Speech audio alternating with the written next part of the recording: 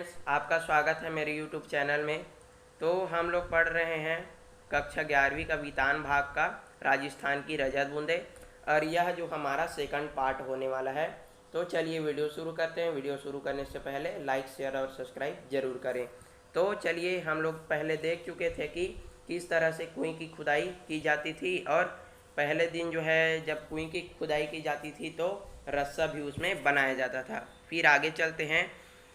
जब अगले दिन फिर कुछ हाथ की मिट्टी खोदी जाती है और रस्से की पहले दिन जमाई की गई कुंडली दूसरे दिन खोदी गई जगह में सरका दी जाती है। फिर जो है अगले दिन फिर जब कुछ हाथ जो है मिट्टी खोदी जाती थी और फिर रस्से को फिर घुमावदार जो कुछ इस प्रकार जो है कुएं में लपेट दिया जाता था। आपको इस चित्र में जो है समझ आ जाएगा अच्छी तरह से। जैसे कि इस कुएं में आप लोग देख सकते हैं कि इस प्रकार से रस्सी को जो है लपेटा जाता था नीचे से ऊपर की तरफ। तो इसमें ऐसे ही बताया गया है। उसके बाद चलते हैं। ऊपर छूटी दीवार में अब नया रस्सा बांध दिया जाता है और रस्से की कुंडी को टिकाए रखने के लिए बीच बीच में कहीं कहीं चिनाई भी करते जाते हैं। और जब ऊपर जो छोर में जो छूटी हुई रस्सा होता था उसमें नया रस्सा बांध दिया जाता था और बीच बीच में जो है चिनाई भी करते जाते थे। लगभग 5 हाथ के व्यास की कुएं में रस्से की एक ही कुंडली का सिर्फ एक घेरा लगाने के लिए लगभग 15 हाथ लंबा रस्सा लग जाता था। मतलब जो है आप लोग सोच सकते हैं कि इतना जो है रस्सा जो रस्सी है रस्सा जो है उसमें खपत होता था कि लगभग जो है एक कुंडली एक घेरा जो है लगाने में लगभग 15 हाथ लंबा रस्सी जो है लग जाता था। एक हाथ की गहराई में रस्से के 8-10 लपेटे खप जाते थे। जो है एक हाथ की गहराई में, जैसे कि कुएं खोदे एक हाथ की गहराई में जो है रस्से के 8-10 लपेटे जो है खप जाते थे, और इतने में ही रस्से की कुल लंबाई 150 हाथ हो जाती थी। और इतने में ही कितनी हाथ 150 हाथ हो जाती थी। अब यदि 30 हाथ गहरी कुएं की मिट्टी को थामने के लिए रस्सा बांधना पड़े तो रस्से की लंबाई 4000 हाथ के आसपास बैठती है। नए लोगों को तो समझ भी नहीं आएगा कि यहाँ कुएं की खुदाई हो रही है या रस्सा बन रहा है। तो इसमें बताया गया है कि रस्सा जो है इतना खपत होता था कि पूछो ही मत। यदि हम वहाँ जाएंगे या कोई भी नया व्यक्ति जाएगा तो हमें तो यही लगेगा कि यहाँ कुएं की खुदाई हो रही है या रस्सा बनाया जा रहा है। आगे चलते हैं। कहीं कहीं ना तो ज़्यादा पत्थर मिलता है ना खीप ही जो, और कहीं कहीं ऐसा होता है कि न तो ज़्यादा वहाँ पत्थर मिलता है और न खीप की घास मिलती है। लेकिन रेजानी पानी है तो वहाँ कुएं ज़रूर बनता है। लेकिन यदि वहाँ रेजानी पानी मिल जाए तो वहाँ कुइयाँ ज़रूर बनाई जाती है। ऐसी जगहों पर भीतर की चिनाई लकड़ी के लंबे लट्ठों से की जाती है। और यदि वहाँ पत्थर न मिले और खीप न मिले तो ऐसे में वहाँ लकड़ी के जो लंबे लट्ठे हैं, जो तने हैं, मोटी टहनियाँ हैं, उससे जो है चिनाई की जाती थी। ऐसे में अरणी, कैर, बावल या कुंबड़ के पेड़ों की जो टहनी है, डंगाल है, उनसे जो है जो कुएं है वो बनाई जाती थी। इस काम के लिए जो है सबसे उम्दा लकड़ी अरणी का ही लिया जाता था, पर उम्दा या मध्यम दरवाजे की लकड़ी न मिल पाए तो आग तक का भी प्रयोग किया जाता था। तो इसमें बताया गया है कि यदि पत्थर और जो खीप की घास नहीं मिलती है तो टहनियों का भी जो है यहाँ पर प्रयोग किया जाता था। आप जो है चित्र में इधर देख सकते हैं, आगे हम देखेंगे। उसके बाद चलते हैं। लट्ठे नीचे से ऊपर की ओर एक दूसरे से फंसकर सीधे खड़े कर दिए जाते थे। फिर इन्हें खीप की रस्सी से बांध दिया जाता था। कहीं कहीं चक की रस्सी का भी उपयोग किया जाता था। तो लट्ठे जो है एक दूसरे के ऊपर जो है खड़े रहते थे और उनको जो है रस्सी से बांध दिया जाता था। यह बंधाई भी कुंडली का आकार लेती है, इसलिए इसे सांपणी भी कहते हैं। तो इसको आपको याद रखना है कि जैसे लकड़ी की कुएं बनाने में जो लकड़ी का जो लट्ठों का प्रयोग किया जाता था तो उसको क्या कहते थे, तो इसको कहते थे सांपणी कहते थे। तो इसको आपको याद रखना है। आगे चलते हैं। तो नीचे खुदाई और चिनाई का काम कर रहे चेलवांजी को मिट्टी की खूब परख रहती है। तो नीचे जो खुदाई कर रहे जो चेलवांजी है उसको जो है खुदाई कर रहे उसको जो मिट्टी के खूब जो है परख रहती है। खड़िया पत्थर की पट्टी आते ही सारा काम जो है रुक जाता है। इस क्षण नीचे धार लग जाती है, चिजारों ऊपर आ जाते हैं। और जैसे ही खड़िया पत्थर की पट्टी उन्हें नज़र आ जाती है तो पूरा काम जो है रुक जाता है और उन्हें उसी क्षण जो है वो लोग ऊपर आ जाते हैं। कुएं की सफलता यानी सजलता उत्सव का अवसर बन जाती है। और इस प्रकार से जो है कुएं का जो खुदाई है, कुएं का जो कार्य है वो पूरा हो जाता है और इसको जो है एक अवसर के रूप में जो है मनाया जाता है।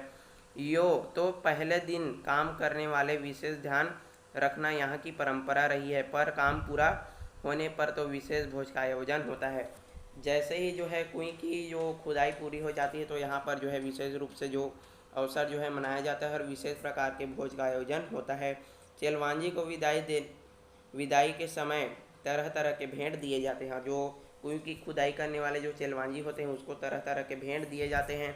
चेजारों के साथ गांव का यह संबंध उसी दिन नहीं टूट जाता।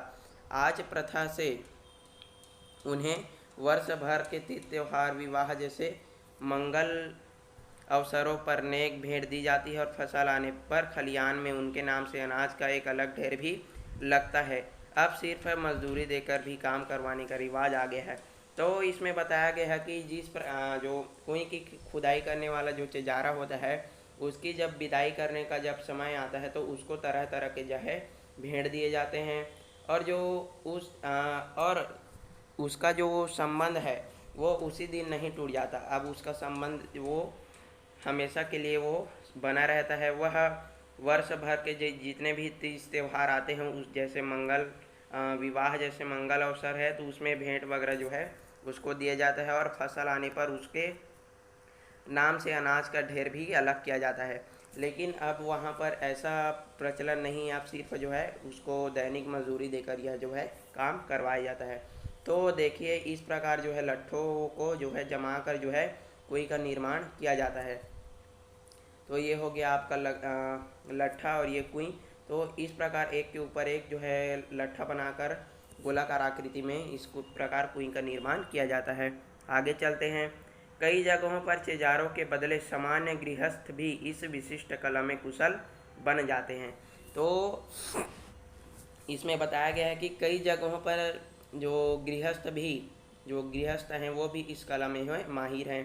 जैसलमेर के अनेक गांवों में पालीवाल ब्राह्मण और मेघवाल के हाथों में 100-200 बरस पहले बनी पार या कुइयाँ आज भी बिना थके पानी जुटा रही है। तो इसमें बताया गया है कि जैसलमेर के जो अनेक गांव हैं तो उसमें जो ब्राह्मण और मेघवाल जैसे जाति हैं उनके द्वारा जो कुइयाँ बनाई गई है वो आज भी बिना थके जो पानी जुटा रही, यानी कि वो आज भी सही सलामत है। कुएं का मुंह छोटा रखने के 3 बड़े कारण हैं। तो इसमें अब हम लोग जानेंगे कि कुएं जो है उसका जो मुंह है वो छोटा क्यों रखा जाता है। तो इसमें बताया गया है कि रेत में जमा नमी से पानी की बूंदें बहुत धीरे धीरे रिसती है। दिन भर में एक कुएं मुश्किल से इतना पानी ही जमा कर पाती है कि उसमें 2-3 घड़े भर सके। तो इसमें बताया गया है कि दिन भर में जो कुएं है वो इतना पानी ही जमा कर पाती है कि उसमें से सिर्फ 2 और 3 घड़े ही भर सकते हैं। ये हो गया। उसके बाद आगे चलते हैं। कुएं के तल पर पानी की मात्रा इतनी कम होती है कि यदि कुएं का व्यास बड़ा हो तो कम मात्रा का पानी ज़्यादा फैल जाएगा, तब उससे ऊपर निकालना संभव नहीं होगा। तो इसमें समझने का प्रयास करते हैं कि कुएं का यदि जो मुंह है वो यदि बड़ा कर देंगे तो पानी जो है उसमें अधिक जो है फैल जाएगा। ये हो गया कुएं। तो इसमें पानी जो है अधिक फैल जाएगा तो इसको निकालने में जो है मुश्किलें आ जाएगी। और यदि कुएं का जो मुंह है वो छोटा है तो उसको निकालने में ज़्यादा दिक्कत जो है नहीं आएगा। उसके बाद आगे चलते हैं। छोटे व्यास की कुएं में धीरे धीरे रिस कर आ रहा पानी 2-4 हाथ की ऊंचाई ले लेता है। कई जगहों पर कुएं से पानी निकालते समय छोटी बाल्टी के बदले छोटे चड़स का उपयोग भी इस कारण से किया जाता है। तो कई बार ऐसा भी हो जाता है कि धीरे धीरे रिस कर वो 2-4 हाथ ऊपर आ जाता है। जैसे कि बहुत मतलब संकरा होने के कारण जो है पानी रिसता जाता है और ऊपर उड़ता जाता है। और यदि उसको चौड़ा उसका जो मुंह है वो ज़्यादा जो है बड़ा कर देंगे तो वो नीचे ही रहेगा। तो इस कारण से इसको जो है इसका मुंह जो है छोटा रखा जाता है। आगे चलते हैं। पर मोटे कपड़े या चमड़े की चड़स के मुंह पर लोहे की वजनी कड़ा बंधा होता है।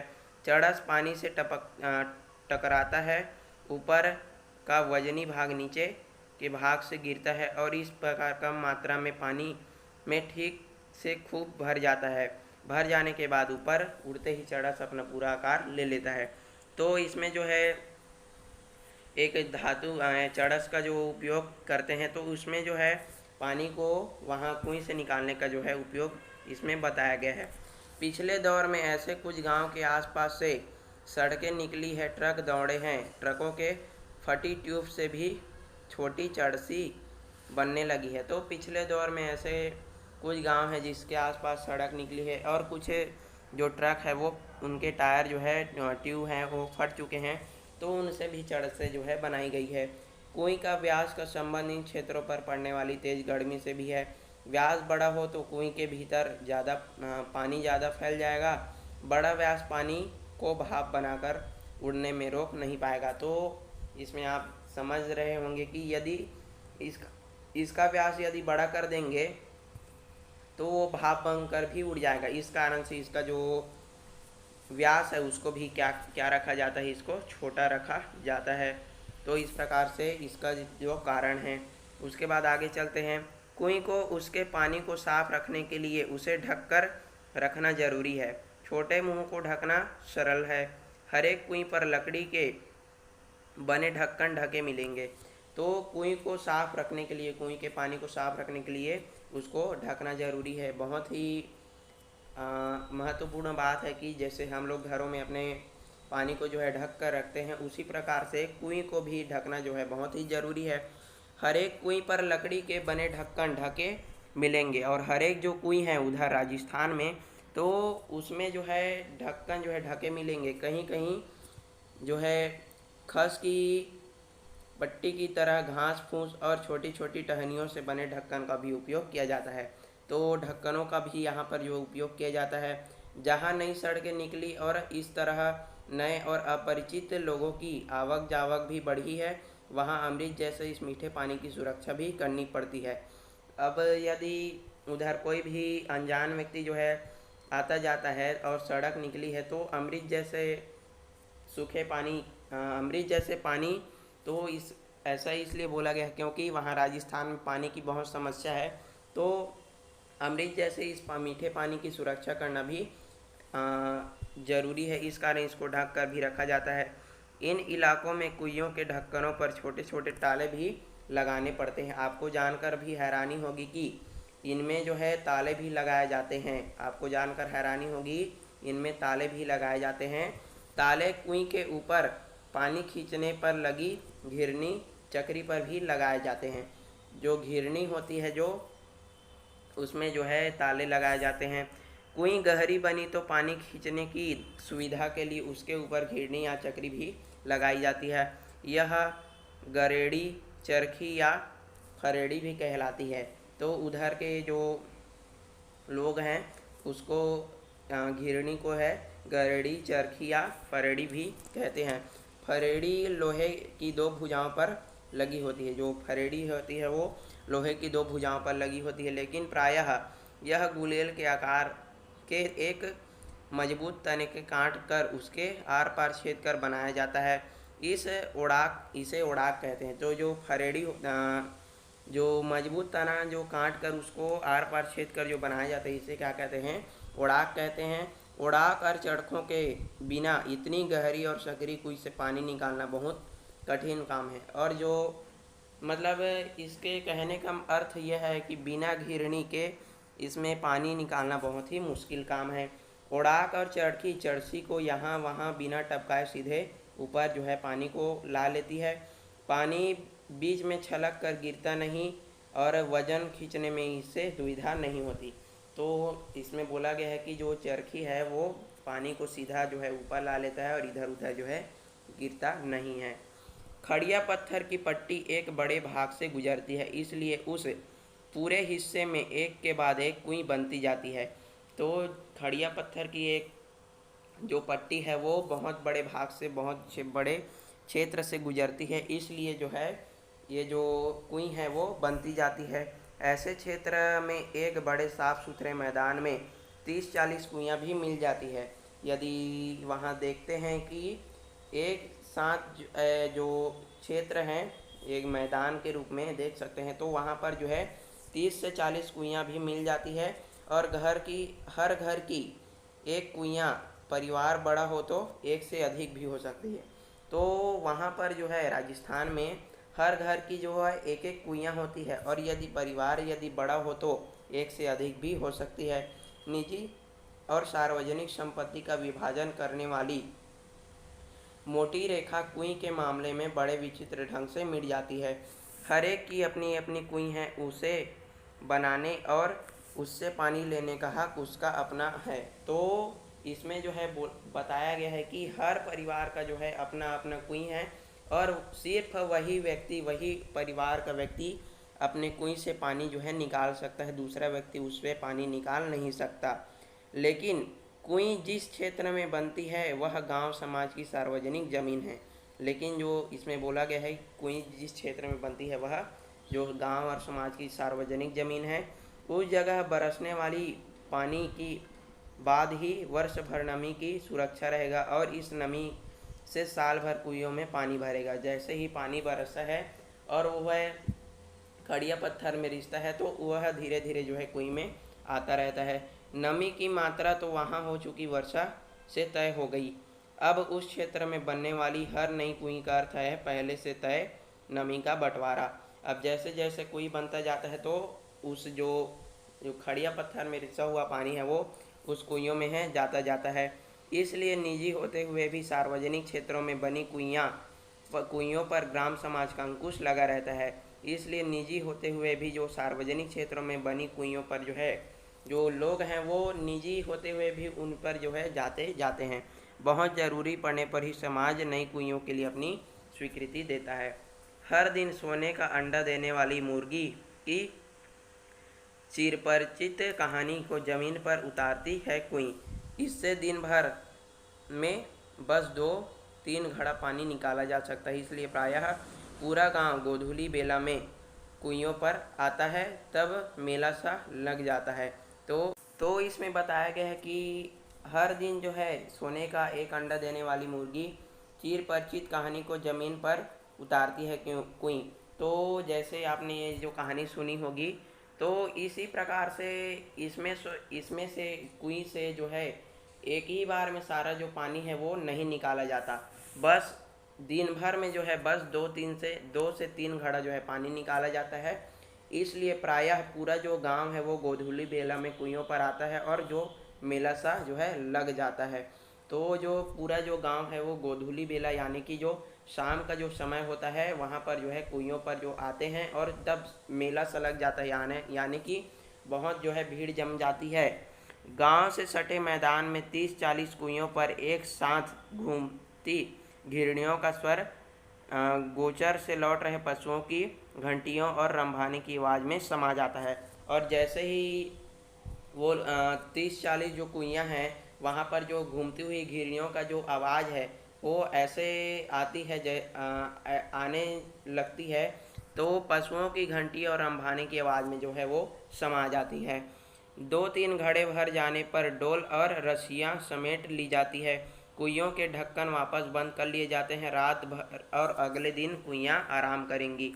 और जैसे ही 2-3 घड़े भर जाते हैं तब जो है डोर और रस्सियाँ जो है समेट लिया जाता है, और कुइयों पर जो है ताला लगा दिया जाता है। और रात भर और अगले दिन के लिए जो है अब फिर जो है कुइयाँ क्या करेगी, आराम करेगी। रेत के नीचे सब जगह खड़िया की पट्टी नहीं है, इसलिए कुएं भी पूरे राजस्थान में नहीं मिलेगी। तो आपको बता दूं कि जो खड़िया जो पट्टी है वो हर जगह नहीं है, इसलिए जो है पूरे राजस्थान में जो है कुएं नहीं मिलेगी। चूरू, बीकानेर, जैसलमेर और बाड़मेर के कई क्षेत्र में यह पट्टी चलती है, और इस कारण वहाँ गांव-गांव में कुइयाँ ही कुइयाँ हैं। और जहाँ जहाँ कुइयाँ हैं उसको आप लोग यहाँ देख सकते हैं कि चूरू, बीकानेर, जैसलमेर और बाड़मेर में कुइयाँ ही कुइयाँ मिलती है। जैसलमेर जिला के एक गांव खरेड़ो की ढाणी में तो 1 से 120 कुइयाँ थी। तो आपको यहाँ जैसलमेर के एक गांव में कितनी 120 कुइयाँ थी। लोग इस क्षेत्र को 6 गुणा बीसी के नाम से जानते हैं। किन्हीं किन्हीं इन्हें पार भी कहते हैं, कहीं कहीं जो है इन्हें पार भी कहा जाता है। तो जैसलमेर और बाड़मेर के कई गांव पार के कारण ही आबाद हैं और इसलिए उन गांव के नाम पर उन गांव का नाम भी पार पर ही है। जैसे जानरे आलो पार और सरगू आलो पार। तो ये नाम तो थोड़ा उसी तरफ का है, इस कारण अजीब लगता है। तो अलग अलग जगहों पर खड़िया पट्टी के भी अलग अलग नाम हैं। कहीं यह चारोली तो है, तो कहीं धाधड़ो धड़धड़ो, कहीं पर पिट्टरों बल्लियों के नाम से भी जानी जाती है। तो कहीं इस पट्टी का नाम केवल खड़ी भी है। तो कहीं इस पट्टी का नाम केवल खड़ी है क्योंकि यह जो है खड़िया पट्टी के ऊपर जो है खड़िया पट्टी के कारण जो है इसको खड़ी भी कहा जाता है। तो यह जो नाम है पूरा राजस्थानी नाम है, इस कारण जो है पढ़ने में थोड़ा दिक्कत आता है, इसलिए माफ़ करिएगा। और इसी खड़ी के बल पर खारे पानी के बीच मीठा पानी देती है ये कुएं। तो इस प्रकार से हमारा जो यह जो पाठ है राजस्थान की रजत बूंदे, इस प्रकार से समाप्त होता है। मैं आशा करता हूँ कि यह जो पाठ है आपको अच्छा लगा होगा। और एक संदेश भी देना चाहूँगा कि आप इस पाठ को यदि आप अच्छे समझे होंगे कि समझ गए होंगे तो आपने अनुभव किया होगा कि उधर पानी की कितनी समस्या है और हमारे तरफ इतना पानी होते हुए भी लोग इतना पानी को है व्यर्थ में उपयोग कर रहे हैं। तो आप जो है इसके लिए ऐसा ना करें, ऐसा मैं कहना चाहूँगा। और वीडियो देखने के लिए आपका बहुत बहुत धन्यवाद।